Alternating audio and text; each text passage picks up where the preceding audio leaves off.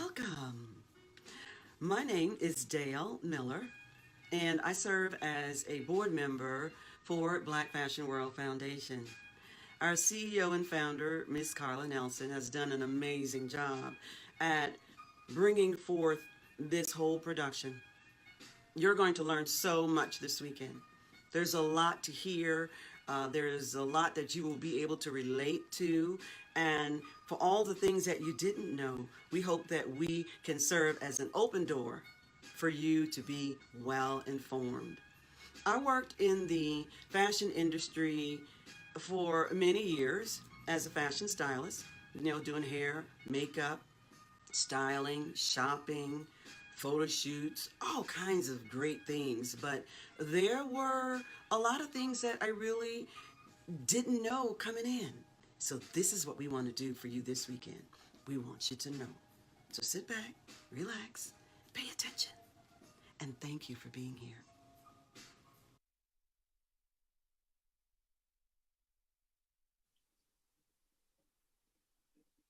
And we are back.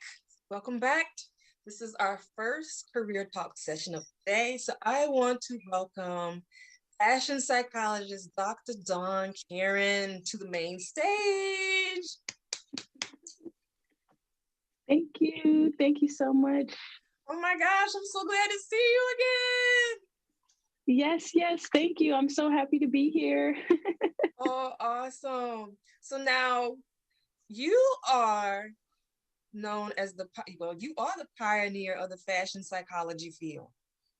Yes. There are many imitators, I will say. Oh my goodness. Okay.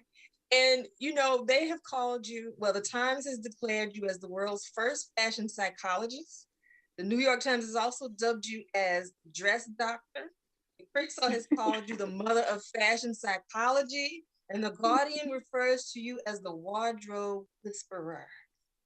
Yes, ma'am. That I'm really proud of those titles. you should be. You look, you're a woman doing great things. You definitely should be. And we could, it was important to me to after the I guess there you are.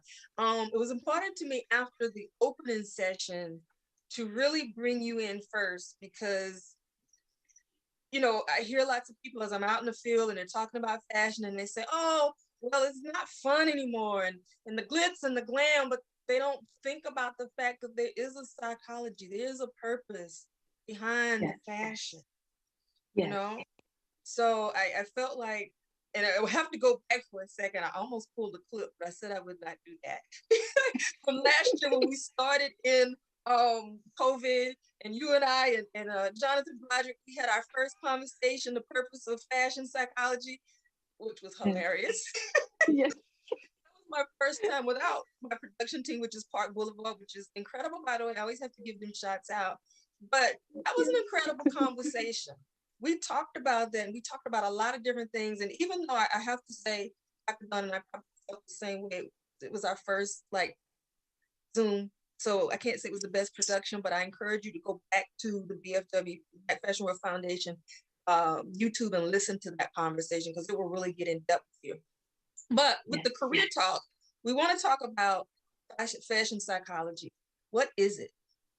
What do you do, and why is it so important in fashion? Yes.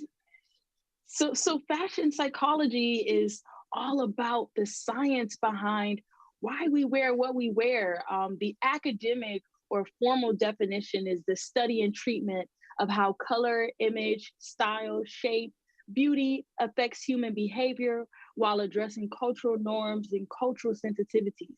So that's a mouthful. In other words, as I said, the informal definition is all about the science behind why we wear what we wear, styling from the inside out, actually matching your attitude with your attire. So, how you feel with what you place on your body.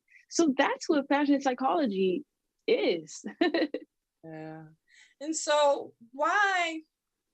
One of the things I learned as I was starting out with this nonprofit is it is so important to know your why. Why are you doing this? So, Yes. Dr. Karen, when you started out in pursuing this field, what made you pursue it? And why should someone else consider a field as a fashion psychologist? Well, I was working as a model at night, and then I was attending university during the day. And so working in the fashion industry, totally antithetical or the opposite of attending, classes at the Ivy League Columbia University. So two different worlds. And I just had this epiphany to mesh the ideas together, the psychology field and the fashion industry. At that time, I was learning about spiritual psychology. I already know about sports psychology, positive psychology. So I was privy going to the Ivy League to know pioneers who were sort of merging these fields, these interdisciplinary fields together. And so as a woman of color, I was like, hey, if I'm going to be in debt, I might as well go for it and, create something revolutionary. At that time, former President Barack Obama was in office, and the First Lady Michelle Obama, and they were the only ones that I had known that attended an Ivy League and that were Black. That I didn't know anyone. I'm the first in my family, and they were like the first. So I said, I want to do something where I'm first, and like where I'm like changing the mindset. And so, and I can admit, I did experience something traumatic, and I realized based off of my culture, being a Black woman, it's not really cool for us or acceptable for us to air out our dirty laundry. I realized that I wanted to dress my pain, heal myself with clothing. And so my culture, being a Black woman, really spoke to that. And I realized, I said, if I'm feeling this way, if I don't really feel loquacious or talkative, want to air out my dirty laundry to a therapist, perhaps there are other people who want to dress their pain, and so that's kind of where it started, believe it or not. That's wow. That's a lot. And so people need to think about that when they're thinking about fashion psychology. Yes. Helping someone, when you're talking dressing pain, and I understand, because I know your story, and I invite anyone who hasn't had a chance to listen to Dr. Karen's TED Talk, because she shares in that talk what she experienced. Someone may identify. If someone loves psychology and they love fashion and they're thinking about meshing too, what should they know? What type of skills? Well, let's back up for a second. Let's talk about the weight of the role. Your responsibility. You've just, COVID, psychologists, you got hit. And you're listening to other people share with you, unload with you, and guide them through the process. So when you as a fashion psychologist, what do people need to think about is involved in that role of being a fashion psychologist? What is your responsibility? Yeah, so I would say during the pandemic, my responsibility increased. It's my job to not only bring to my clients, but bring to the audiences, the world, right? I'm in the media. I do media interviews anywhere from maybe, let's say, at minimum 3 times a week. And so I'm actually explaining to audiences how to get through the pandemic. I'm working with clients one-on-one on how to get through the pandemic. Also, I'm working with students as well. So the responsibility is really heavy. And, I'm just glad that someone acknowledged it. People tend to think you're very strong, and I do this on a regular basis, but I too am human. So, I can have on average approximately 180 students to 200 students between Fashion Institute of Technology and Fashion Psychology Institute. Then I'll have, the media, ABC News, Fox, NBC, Vogue. They'll ask me different questions about how to maintain our insanity, our sanity during the pandemic, so we don't go insane. And so, just being a beacon of light. So I would say the weight, the responsibility is very heavy, and I appreciate you for even acknowledging that, especially being a pioneer. So it's not like I have a blueprint to follow. So it's just, I know because the responsibility is heavy, I have to make sure that I'm taking care of myself constantly, because there are so many people that rely on me, my students, my clients, and the journalists, right? So the journalists will disseminate my few prescriptions, my words, and it'll go, to their thousands of, people, right? Their audience, and people will write me. So it's very, I don't want to say difficult, because I am managing, but it can get difficult. It can get overwhelming. So I just make sure that I practice my self-care. That's good, because and yes, had to acknowledge it, because I have this session one day down the road. I always say the caregiver stems from my mother taking care of lots of people in her life. There needs to be care for the caregiver. So Yes. you clearly know how to exercise self-care, which is phenomenal. Yes. If you had to write, stemming off of what we're talking about, if you had to write a job description for, well, you have written the job description. What things would you, will you put, do you, oh Lord, grammar, put in that job description of being a fashion psychologist? How do you All right. describe it to someone? Right. So job description, knowing how to talk to many different types of people from all walks of life. So when I told you the definition of fashion psychology, the end part, focus on cultural norms and cultural sensitivities. So you have to have some knowledge of not just your own culture, but a myriad of cultures and how they actually express themselves via fashion, right? So I know that as a Black woman, if I have a Black client, she may not tell me the most traumatic event right away. She'll probably talk surface, but I can actually see what she's going through her attire. If I have someone of Asian descent, I know that they will talk about the collective, their family, the group, as opposed to themselves as an individual, right? If I have a client who is Middle Eastern or Middle Eastern who wears a hijab, right? I need to know how she feels and how she feels with interacting with her world and how people are perceiving her. So for me, I would say the one of the number one is being aware of several cultures and how they express themselves via fashion and how they handle life's issues. Number two, I would say being a spokesperson, right? So I can't give you fashion psychological advice if I'm not taking it myself. So, knowing how to handle media or speaking to large audiences, because people are looking to you for hope. And I would say having style. And this doesn't necessarily include, designer logos, but just having a sense of your own style and not being inundated or feeling pressured with following trends. So I would say those three. Mm-hmm. That's good. It's very good.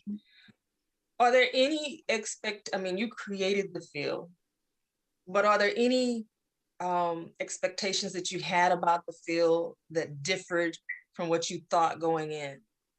Yes, good question, Carla. Yes, so initially, I thought this was going to be a TV show. Initially, I was actually offered an international TV show. It was going to appear all around the world. Can I say the network? I think I'll share the network with you all. Fashion One TV. I'm saying it here first live. It was Fashion One TV, and I had a choice. So I could have brought this to TV. But then I realized that I would have probably had, 15 minutes of fame? What is it? 15 minutes of fame? I would have had that. And I wanted to be taken seriously. I know that as a Black woman, we have to work 10 times as harder. So maybe if I was of another hue, I would have gone on TV and people would have taken me seriously. But being a Black woman, I felt that I had to prove myself. So I actually pivoted. Instead of starting in entertainment, I actually started in academia and became a professor. So initially, I was thinking glitz, glam, TV shows, you know, and ever since then, I've been offered about minimum 2 to 3 TV show opportunities every year since I started. And that was what, 2010-ish, 2012-ish. I've turned down each one because, again, I'm going to say it again, as a Black woman, I have to work 10 times as harder, and I have to let people, I have to earn my respect, because as I'm breaking down barriers, now that I have a book, I'm an author. Of course, I'm going to do TV because I felt as if I've laid a solid foundation, but I didn't want the foundation to be frivolous and superficial. Like, oh, she has a TV show, because then when the TV show is over, what leg do I have to stand on? So, so I started off thinking that this thing was going to go into TV, and it was not that at all. Well, and then looking at that, what is the value? Because I want to go back to that why and the job description and the weight of the role. Describe the value that you're bringing to your clients. And then, you've already described the audience that you serve, but describe that value that you're bringing. Wow. So being able to understand people who are not as gregarious or talkative. So I'm not forcing you to speak up. We can actually have a session where we're just talking about something surface, but all the while I'm taking notes on how you're carrying yourself, or how you are expressing yourself, or what you're wearing. So perhaps if you were to go to your traditional therapist, they would notice that you wore the same outfit for the last 3 sessions. I'm noticing, and I could say, all right, if she's wearing that or he's wearing that, perhaps they're depressed. I have a client who is a physician, and right when COVID hit, she wore her pajamas. She wore her pajamas in each session, like back to back to back. And she said she was fine. She was telling me she was fine on camera. We were doing virtual therapy. She was fine. But I noticed, like, hey, she's in her pajamas a lot more than usual. So I had to get to the root of it. She actually was depressed, despite, putting on a face for her patients. Some of her patients had died of COVID at the top of the pandemic. And so I noticed that, and I had to write her a prescription, so to speak, that she needs to wear yellow. She needs to not be in her pajamas for no longer than 3 days, because that will trigger lower emotions, just because we associate pajamas with, going to bed. So, and she hates yellow. She hates it. She hates it. She hates it. And she's Caucasian, and her exact words, it's not mine, I'm quoting her. She said that yellow appears on her skin as being washed out. So, but I knew the therapeutic effects of the color yellow. It's brings positivity. And so I mandated, you got to wear something yellow when you go to work or when you're around the house. And she immediately reported back to me that it boosted her mood. So these things are really important. I mean, this is the value of my work. So, when you ask me that question, as a therapist, I'm looking at the things that maybe your traditional therapist is not really privy to. So you're taking a holistic approach. Yes. I mean, you said you wrote her a prescription to wear yellow. Yes. I know it sounds crazy, but I really did. Okay. I mean, I'm not a doctor, but when you hear that, you would never. Wow. Okay. What are some other prescriptions? Look, let's talk about this field, because this is what you do. What is what I do. This is what What are some other prescriptions you write? You know, is it like walking Yeah. outside, or I mean, really, like maybe give us like two more.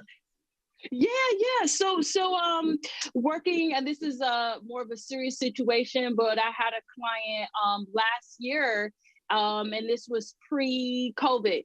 And she was very afraid of being accosted or being catcalled while taking public transportation, leaving work. And so we actually had to formulate like an attire where she, like her work attire, but then after work attire. So I actually wrote her a prescription to wear some type of sweats.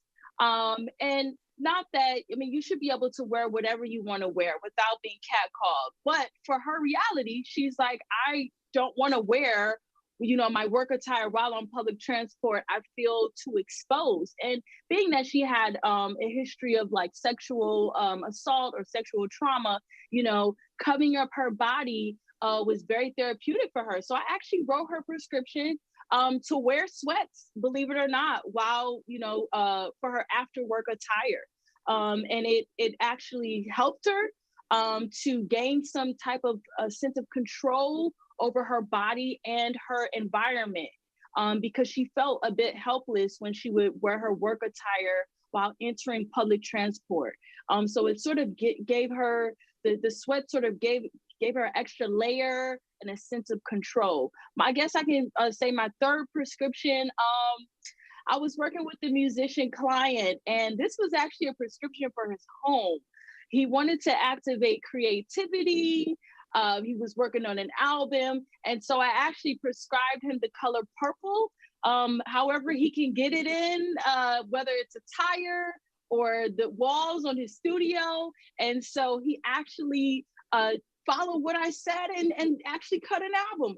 Does that sound old? Is that dating me? Cut an album? But yes, he actually created an album from that and wrote music. So I write a lot of prescriptions. And yeah, I think I'm even gonna come out with like prescriptions for the pandemic or something after our career day. I don't know. Go for it. Look, you put it out there now. I'm looking for it because we need it. You know, this is amazing. This is so interesting to me. I mean, we've talked about your field, we've had conversations, but this makes it real, and that's what this day is about. Yes, and purple is my favorite color, by the way, so I'm gonna get some more purple in here. So let's talk a little bit more. You know, what is a typical work day, work week like for you? Yeah, so it varies. You have to be very flexible and very spontaneous as a fashion psychologist. You have to keep up with media and not just blogs, but like international media, international politics. So a day in my life is like, hey, breaking news. Former Lady Melania Trump wore this when she got off the plane with former President Trump. And we need to know, what is she saying? Because she won't talk to us. Dr. Dawn Karen, tell us. And so I'm like, wait, what did she wear? What's the situation? So I have to be on the ball. They'll call me and say, hey, we need you to cover a story. Everyone doesn't know what to wear during the pandemic. Should they get dressed from the waist up, or what should they do? Fashion psychologists, we need. And then so I'm like, rescue, here I go. So I'm really saving the day. So this is pretty much so I have to be on the ball. I also teach. So I teach, that's a regular schedule. And so I also teach regularly at FIT, the Fashion Institute of Technology. I also, on the weekend, so during the week I'm at FIT, on the weekends I'm at FPI, Fashion Psychology Institute. So I'll have students in Russia, students in Louisiana, Lebanon, Australia, everywhere. And so I have to deal with them. I have to have some type of knowledge of their language, maybe just to say a few phrases. So I do that. What else do I do? I'm an author as well. So I have my book. I have it here, Dress Your Best Life. So I'm doing talks on it. What else? Media, FPI, FIT. my book, I can't, oh, clients. So clients, that is like an everyday thing. It's kind of regular. Even my students inadvertently become clients because they'll like indirectly, or maybe it is directly, they'll tell me what's going on in their lives. Their parents have COVID, they have COVID, something's happening to them traumatic. Maybe they have eating disorders. For some reason, my students feel like really comfortable with telling me what's going on in their lives. And maybe I'll have to like just counsel them, give them a few little words of advice. So my week is really busy. I have to be on the ball, so it's very important for me to practice self-care. I can self-disclose that I was looking outward for people to support me during the pandemic, such as family and friends. And then I realized I'm the strong one in the group, and not everyone has it together. And so I can't necessarily lean on them for support. And so I had to pivot back to myself and offer myself that support. But I realized because it was like 200 students, and then each media outlet has thousands of audience members. And then, my book, like I realized I needed some support. And so I do have therapist friends, people who work in mental health, who I can lean on. My spirituality is hugely important for me. And then just getting beauty sleep, like shutting it off, turning it off, and laying down and sleeping.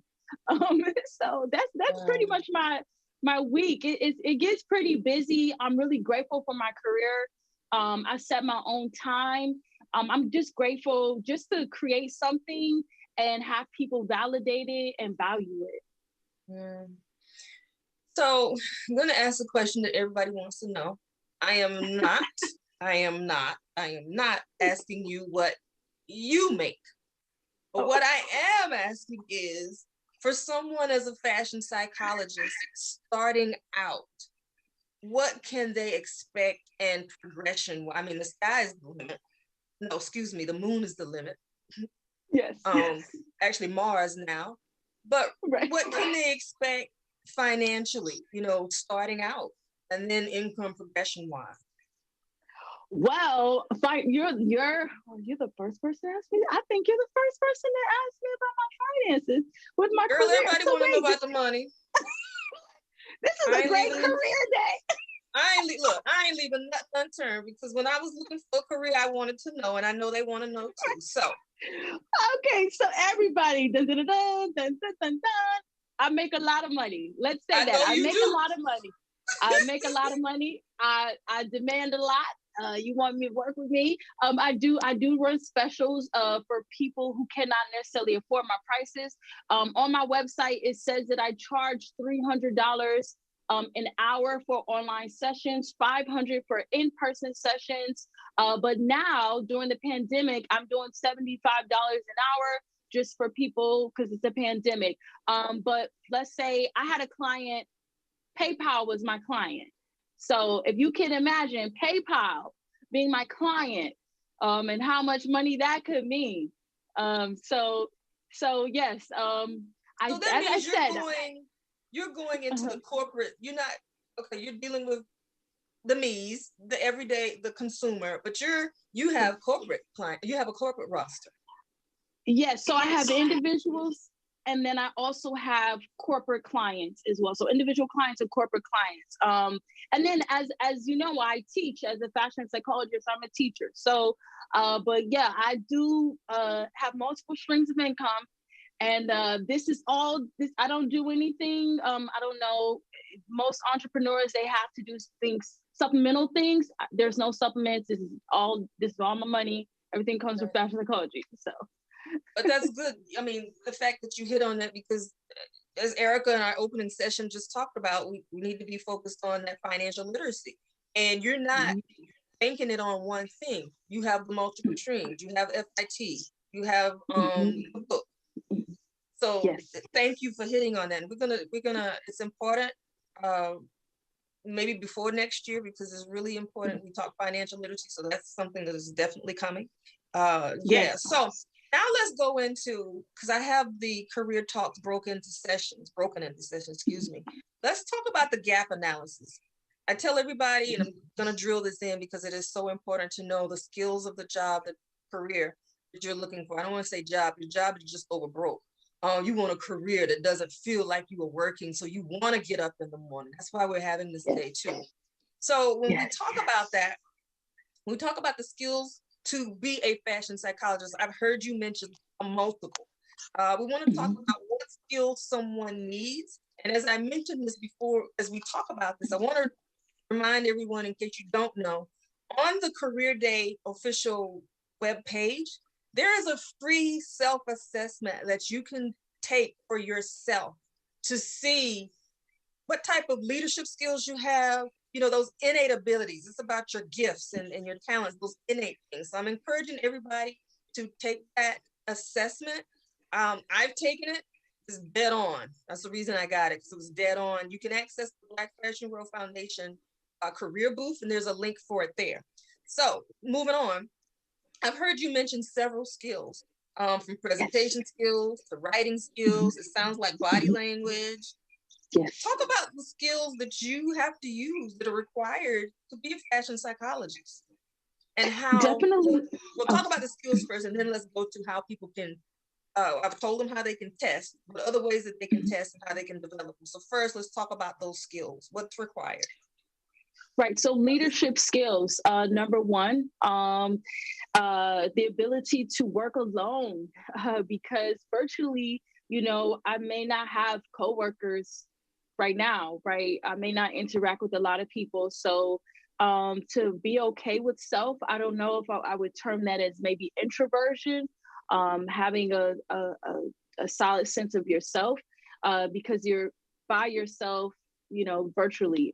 So I would say the ability to work alone, like, so be a self-starter, having leadership skills, cultural awareness, and then the ability to read body language, you know, if people are wearing certain things or while they're wearing certain things, their body language. So being able to sort of read people or having a high degree of intuition.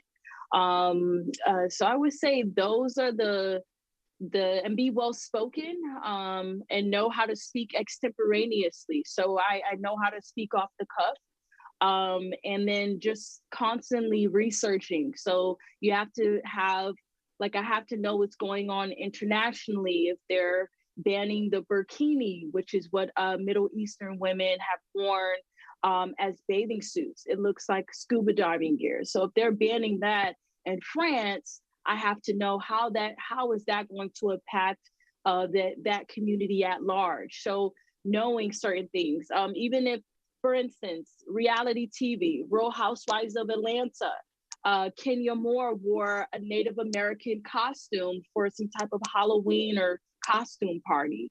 So, and then she had to apologize. So actually knowing in pop culture some blunders or cultural appropriation that people have done. So those are some of the skill sets I would say that you would need as a fashion psychologist.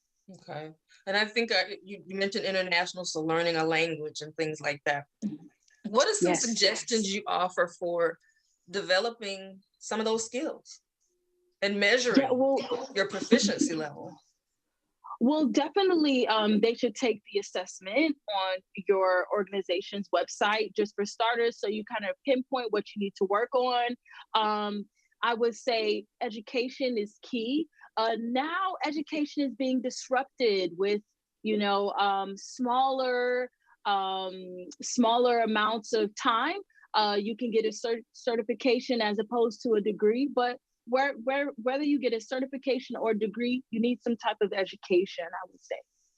Yeah, and I wouldn't think that this is something you can do.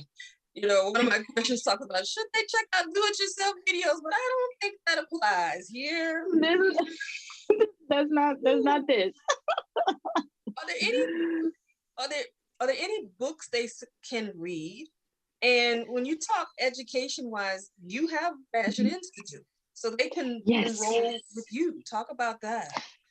Yeah, so I've been around for 5 years. So I'm not one of those humdrum. I have school today. You want to sign up and get my courses and buy my classes? I'm not one of those. I've been doing this for 5 years now. So you could attend the Fashion Psychology Institute. I do have certifications. My institution has a brand. So it's not like, again, some no offense to any of my peers, but you have a leg to stand on when you say you go to the Fashion Psychology Institute. So I would say that. Also, my book. So this is considered a pop psychology book. And I made it that way just because people don't really read textbooks as much. And I wanted to feel like when you're reading this, you're talking to me. So my book, whatever country you're in, I have different covers for different languages, right? So you definitely can get my book.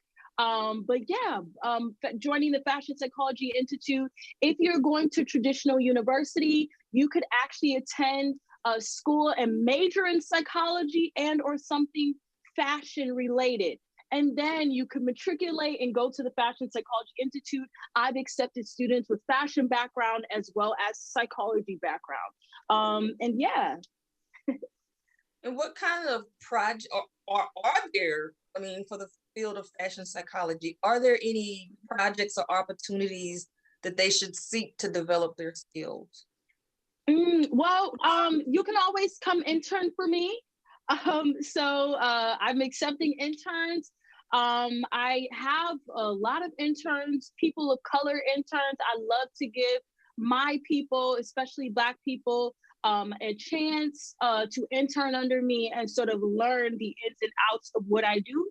I would say that if you want to be an intern, just write me and I'll stick you right in there. And now everything's virtually, so I would love it for any of the audience members to help me out and just to be a part of something huge.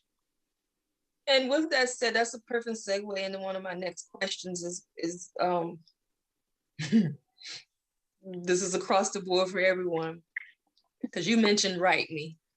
It's really two-part question. One, what are the things that you're looking for in an intern? What are their responsibilities? And then two, you mentioned writing. What are some other good ways, just across the board in general, for opportunities that people should consider? I call it the art of the approach. So what are some good things they need to know about approaching people for opportunities, and what should they not do? That's a good question. Oh yes, because I'm a stickler. I'm really, really a stickler. I am a member of Alpha Kappa Alpha Sorority Incorporated, so it reminds me of so it reminds me of joining a sorority of some sort. Not that I'm going to haze you, no, but approach is key. Approach is key. So you shouldn't just automatically assume you're going to get an internship from me, or automatically assume you're going to get mentorship from me. You should have the ability to be humble. A lot of people, because we're easily accessible in this day and age, they feel as if because they can reach out to you, the access is there. They feel as if we're peers, which is all fine and dandy, but it kind of overrides the whole humility portion. So having humility is hugely important. I've worked hard for where I've gotten. And, so humility comes with respect. Being a person that can take initiative. So think before I even tell you, that's hugely important. But the approach, I would say, just, you can, when you write me, study me before you write me. Know what I'm doing at the moment, or what was the last thing I've done. I've had people who written me and then they don't know what I've done, and they just saw me one time and they're like, hey, I want to intern with her. So that, and just being really just responsible. As I said, responsibility, humility, the ability to take initiative, and just showing deference. I have a lot of older mentors, and when I approached them, I showed humility because I believe it was our last Zoom. We were with Jonathan, and everyone, you should go back and watch that. You could actually see the deference that I was showing him, because if it weren't for him, he walked so I could run. So I, after even our Zoom, like I showed deference, and I literally was kneeling at his feet, verbally. So just knowing that there are people who are paving the way for you, and you don't know what they have gone through to get there, so you can have an easy path ahead. So I'm very much into that. As I said with Jonathan, I didn't mind showing deference, so that I could learn, and yeah. So yeah, that's important. I'm telling everybody we'll take questions in about a few minutes, and I'm going to look at them in the chat. I've seen some come through. Actually, one of them you were talking and you answered it. I think that's important because I get a lot of comments about how people approach. And one of the things that my grandmother always said is people treat you how they see you. And that's on paper too. Ooh, so I gotta remember that. That's on paper too.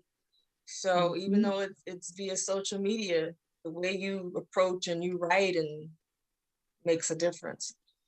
So talking about that, when you talked about mentorship, I want to hit a couple of things really quick. What are some of your daily habits that help you maintain, or that have helped you achieve success and then maintain it? Because this is about breaking into fashion, but not just breaking in, but staying in. So what helped you break in and stay in fashion? Okay, journaling. I would say journaling, and now I've incorporated video diaries. So, I can tell you that I've written down where I wanted to be in 5 years, where I want to be in 2 weeks, where I wanted to be, who did I wanted to, for instance, even this was a goal of mine. Now, granted, did I have Black Fashion World Foundation on my paper? Not exactly, but I did say I would like to participate in more things for my people. That was actually a goal of mine. So, constantly journaling so you can have a high degree of self-awareness. I would say that, and then I've incorporated video diaries. So if I'm not able to offer myself or receive support from the external world, just because maybe my friends or family, they're going through their own things. So being able to show up for myself is hugely important. And then my spirituality. I couldn't do none of these things without God, without a higher power, whatever you want to refer to God as. So having that, knowing that God guides me, because I was fraught with a lot of imitations, a lot of imitators, people who said they founded fashion psychology. And we oftentimes have seen, Black people pioneer things and other people get credit for it. And so that has happened to me. And so in order for me to maintain, and to stay in, I have to have a higher power. I have to know that there's something bigger than me. This is bigger than me, and God is utilizing me as a vessel, as a beacon. And so I would just say having a high degree of self-awareness, having my spirituality, those are the things. And then I would say the third thing, because I like to do things in threes, I dress up to make myself feel good. So whether it's color, or I'm putting on my nice hair today, or some jewelry, but I utilize clothing, fashion as a tool. So those three things have really gotten me to maintain, where I am today. Okay, all right. What are some realistic goals that people can set, and realistic time frames they can set with them? We always say those SMART goals: specific, measurable, achievable, realistic, and timely. So what are a couple of those goals they can set? I would say just number one, as a fashion psychologist, I would say, aligning your attitude with your attire. So if you want to be something within the fashion industry, dress that way. Whatever you want to be, like whatever goal you want to have, begin to dress that way in your home. Say if you want to be, I don't know, more fit, right? During the pandemic, you wear some workout clothes, even if you're not necessarily working out, but wear some workout clothes so you can sort of activate that. So I would say that's my number one. Yeah, I feel like that's my biggest goal. I feel like that's my biggest one. So that's my number one. Okay. You said something a little while ago that triggered this. It's on the list, but if entrepreneurship can be lonely. Oh, What are some yes. things Oh, that you suggest for people who are thinking about that entrepreneurship, that independent career? What should they know before they take the dive? yeah, it's pretty lonely. It's pretty lonely. It's pretty lonely. I can't sugarcoat it. I will not sugarcoat it. It's very lonely. But what drives me again is just something that's bigger than me. So just knowing that you're not doing this just for yourself, you're doing it for others. So that kind of sort of soothes that loneliness. And then just knowing it's not going to be like that forever. So yeah, and just finding ways to interact with others, whether it's social media, Instagram, Clubhouse, I don't know, Twitter, Snapchat, whatever, but try to find novel ways to engage, to get that, like, so get the socialization that we're really missing as an entrepreneur. All right. I'm going to take a couple of questions that came in and then we'll wrap up. I have one or two more to close out. I'm not sure how to pronounce this name, but I'll read what it says. Dr. Karen, first of all, thank you so much for meeting and speaking at this event today. What is your favorite part about your job, and what has been your favorite client project to work on? That's a good question. No one has asked me that. My favorite part about my job, my students. I would say my students, because they'll ask me things. I always say that I'm not a professor without students, right? So I don't need to be on this high horse like I have all this knowledge to give and you're to sit at my feet and listen to me. No, it's a two-way street, because I'm not a professor without my students. My students are not students without me. So I sort of learn from them as well. So they'll ask me something like, "Yo, professor, what is the psychology behind interior design?" And then I'm like, you know what? I never thought of that. And then it just starts a dialogue. And so I would say my favorite part is my students. They really, really keep me going. My students are from all generations, but mostly I would say Gen Z, and they keep me on my toes. I mean, they're the future. So, I always pay attention to what they think. And so I say my favorite part is my students. And then, but pre-COVID, it was traveling. I mean, my second favorite was traveling, because I would go to places like Ukraine. The prime minister of Ukraine invited me out, and I thought it was some type of scam, something. I didn't know what it was, and I was like, "This got to be a joke. You want me to go to Ukraine? This is not." I never even thought like, "Hey, I'm gonna wake up and go to Ukraine." So they actually flew me out first class, and I got a chance to sit with all these dignitaries as a fashion psychologist. I love it. I mean, the number two favorite was traveling, but I can't get that right now. So yeah, so that's my favorite things to do with my job. So, Fashion Goddess asks, where do you start when it comes to changing your attire? Okay, I can just give you a quick tip. So before you get out of bed, determine your mood. Determine your mood. So are you in a funk? If you're in a funk, I would tell you mood illustration dress. Dress how you feel. I know that sounds very strange, but in the act of being authentic, transparent, it can help you move through those emotions as opposed to repressing them.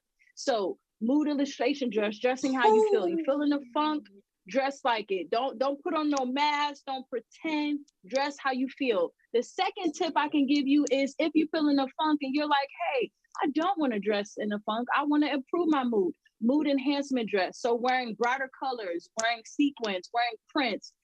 So dressing from the inside out, or styling from the inside out, I would say that is starter. That is key. That's paramount. Okay. Ooh, you hit a nail with me, but I'll talk to you about that later. Talking about suppression. Oh Lord, she just called me out. Woo. Are there any podcast fashion guys? Are there any podcast recommendations in fashion? Do you have any? Okay, yeah. Do you have any fashion podcast recommendations? Um, okay, yes, I was just on this podcast. I can't remember it. It's on my Instagram. If you go on my Instagram, you'll see me. I've shouted out. I can't remember her name, but her name. No, I cannot remember the name of the podcast. Her name is Ontavia Roulette. She actually makes couture. When I went to the Grammy, she actually designed my Grammy dress. She actually has a podcast, and and she interviews a lot of people. So I would recommend her. I'm not going to shout out any larger names just because I believe in underdogs. So if you go on my Instagram, you'll find her. Her name is Ontavia Roulette. She actually has a fashion podcast. We went to school together. I know her personally. And I feel, sometimes you want to listen to things that are not mainstream, right? That are not relegated or regulated, if you will. Okay. So in closing, what would you say your breakthrough moment was? And how did you maintain it? Oh, what was my breakthrough moment? Okay, I'll give it to you because I'm here. I'm here. I will give you something that I have not given anyone else. My breakthrough moment happened March 2020, right before the pandemic and like segueing into the pandemic. I am the first Black female psychology professor at FIT. And as you know, being the first, you're fraught with all type of discrimination. And my students, upon hearing some of the things that I've gone through, they actually had my back, my front, my side to side. And these were students ranging from all different races, ethnicities, creeds, and what have you. So my breakthrough moment was learning that when I'm fraught with difficulties, there will be people who will huddle around me and hold me and create that safe space for me. They have my back. So that was my breakthrough moment, fighting against discrimination. I actually came out in the New York Times, you can find it, about the racism that I experienced. This was actually pre-George Floyd. So I didn't have all the Black Lives Matter. That wasn't out yet. So that was my breakthrough moment, knowing that I'll have the support when I need it. So that was, I can say, my most recent. I always have breakthrough moments, but my most recent breakthrough moments was this time last year. I have a question for you. Dr. Karen, thank you so much for sharing your knowledge and experience. Very eye-opening. I'm a fashion design student struggling to balance my workload and self-care. Do you have any advice? All right. Well, you have to, even do video diaries, actually set some time. I turn off my phone sometimes. You have to set some time because you'll just be kind of burnt out. I'm not going to lie. You're going to be burnt out. And it's important as an entrepreneur, whatever career you're in fashion, it's important that you got to keep the momentum up. So honestly, to tell you the truth, if you're booked for something, you're scheduled for something and you cannot attend, let the people know, hey, I need a mental health day, and be transparent, but you have to allocate at least an hour or two to decompress. The decompression is that taking a bubble bath, going to get a massage. Well, I don't know if you're going to do that during COVID, but taking a bubble bath, painting your nails, going to sleep. I keep saying that, going to sleep, resting. It may seem like, oh, I'm being a pillow princess, whatever. I don't know. No, but you have to rest. You have to rest. So just allocating time this is my self-care time. I don't care who calls me. I don't care what I'm booked for. I have to do this time. And Carla, my team, I can be full disclosure. There was actually the day before I was scheduled to attend and I was like, I need a mental health day. so I can be prepared for this day right now. So, being transparent, but you have to allocate time. I know it's hard because we're always on, because we're in this virtual world. So, everybody's like, hey, you're at home, you can do whatever, at any given moment, but you have to allocate time for yourself. And if you got to take that time from other things because you're juggling, just be transparent and people will understand. Trust me, I've been there. Absolutely. Well, in wrapping up, food for thought. What are other things that people should know about pursuing a career as a fashion psychologist? 2 minutes. Food for thought. Okay. Food for thought. Well, for starters, you can get my book. You can get all the tea there. All the everything that I didn't talk about here. But just have a knowledge of psychology for starters, and have a love for fashion. If you bring that to me, we can work with that. We can work with it. So having a background in psychology, a desire to help people, holistically, taking a holistic approach, and just a love for patterns, colors, fashion, baby. That's it. Well, Dr. Karen, this has been phenomenal. Thank you so very much. Everyone, we will be back at 2:15 to talk about fashion design with Yemi. And thank you. Thank you, Dr.